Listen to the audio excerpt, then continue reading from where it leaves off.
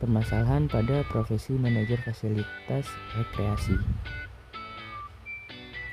Oke, ada beberapa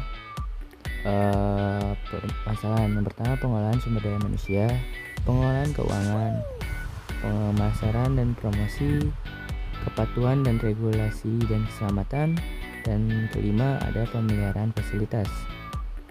Oke, yang pertama yaitu pengelolaan sumber daya manusia. Mengapa menjadi permasalahan? Dikarenakan dengan pergantian karyawan yang tinggi, rendahnya produktivitas atau konflik antar karyawan dapat menghambat operasional fasilitas, yang dimana ini merupakan teori Payne dan Brick tahun 2003.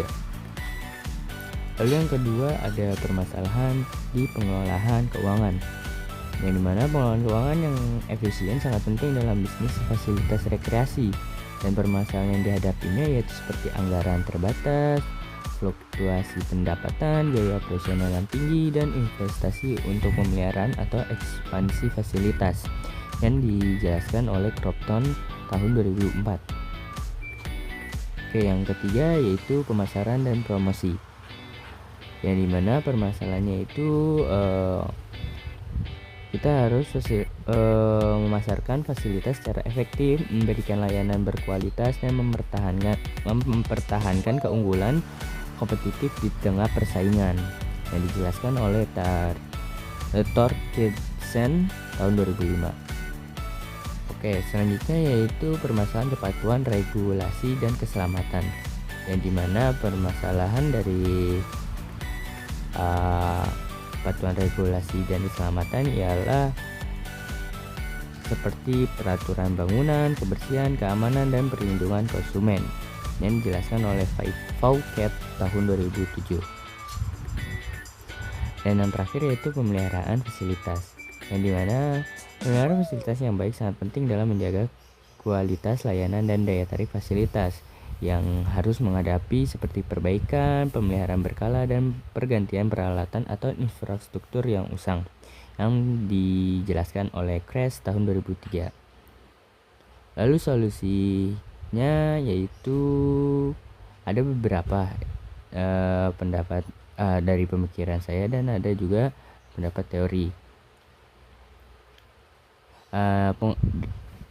Solusi dari permasalahan pengelolaan sumber daya manusia itu bisa menerapkan program pelatihan karyawan secara bertahap dan konsisten, dan untuk memberikan motivasi kepada mereka.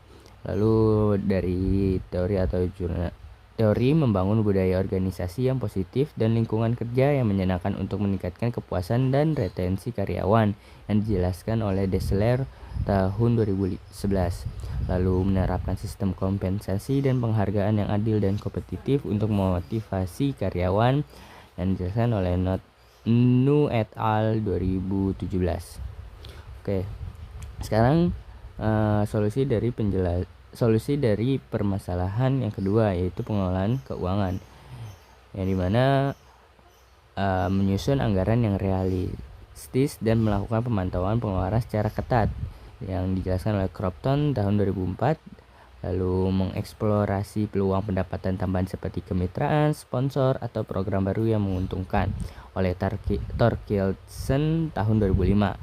Lalu ada menerapkan strategi menghemat biaya melalui efisiensi operasional dan pemeliharaan preventif. Oke, selanjutnya yaitu solusi permasalahan pemasaran dan promosi, yang dimana mengembangkan strategi pemasaran yang inovatif seperti pemasaran digital, promosi melalui media sosial, dan program loyalitas pelanggan. Media sosial seperti YouTube, Instagram, TikTok, dan lain-lainnya. Meningkatkan kualitas layanan dan pengalaman pelanggan untuk membangun kepuasan dan loyalitas, yang dijelaskan oleh Cela Duray tahun 2006. Lalu melakukan riset pasar secara berkala untuk memahami preferensi dan kebutuhan pelanggan, yang dijelaskan oleh Cropton tahun 2004.